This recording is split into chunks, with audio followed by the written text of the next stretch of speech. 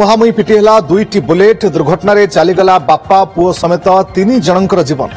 गंजाम जिला जरड़ा थाना ठणा गां निकट में मर्मन्तुद सड़क दुर्घटना हुई। मृतक माने हेले सामंतरापुर बापा दौ गौड़ एवं पुओ संतोष गौड़। आउ जड़े मृतक हेले गईलुंडी गांर राजेश पाणिग्राही जहां जनापड़ी बापा को गुरुतर अवस्था पात्रपुर मेडिकल में भर्ती करा जायछि।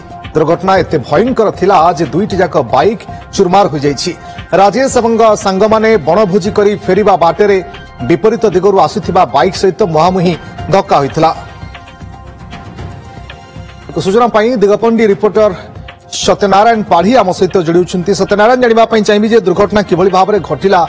बड़ दुखर खबर कि 3 जनकर मृत्यु होइछि, जणे गुरुतर अवस्था मेडिकल में भर्ती होइछन्ति।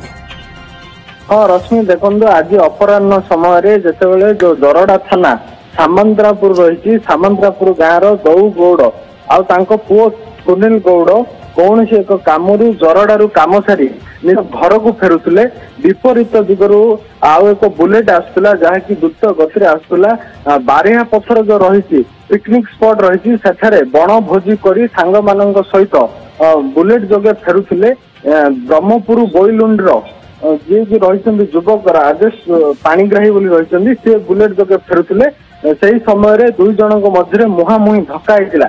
घटना स्थल द्रुत गति एत जोर रही जे गाड़ी सम्मुख भाग जो बुलेट दुईटी जाक बुलेट सम्मुख भाग संपूर्ण भांगी नष्ट हो जाती। स्थानीय लोक खबर पाई घटनास्थल में पहुंचते तुरंत पात्रपुर मेडिकल में भर्ती करते। पात्रपुर मेडिकल में 3 जन को डाक्टर मृत घोषणा करते जहां नहीं अंचल दुखद घटना दुख प्रकाश कर स्थानीय विधायक जी रही चिकिट विधायक मनोरंजन सांतरा दुख प्रकाश कर सहित यही घटन मुख्यमंत्री मोहन चरण माझी 4 लाख टंका सहायता प्रदान कर जहाँकि सूचना आसछि। रश्मि जड़े गुरुतर भाव में आहत भी होइछन्ति, तांका अवस्था कौन है?